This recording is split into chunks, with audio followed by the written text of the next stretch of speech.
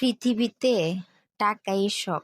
টাকা থাকলে কাঠের পুতুলও কথা বলতে চায়, আর টাকা না থাকলে খুব কাছের মানুষগুলো মুখ ফিরিয়ে নেয়। একটুও সময় লাগে না তাদের মুখ ফিরিয়ে নিতে। সত্যি কথা, টাকার যে এত মূল্য, আপনার টাকা আছে, আপনার সম্মানের কোনো অভাব নেই।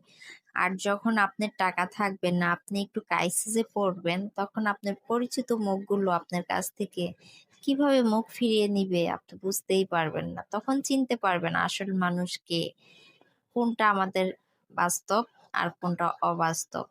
মাঝে মাঝে আমরা না বিপদে পড়লে মানুষ চিনতে পারি, আর আল্লাহ সেজন্য আমাদেরকে মাঝে মাঝে বিপদে ফেলে মানুষ চিনার জন্য সময় সুযোগ করে দেয়, যেন আমরা মানুষ চিনতে পারি।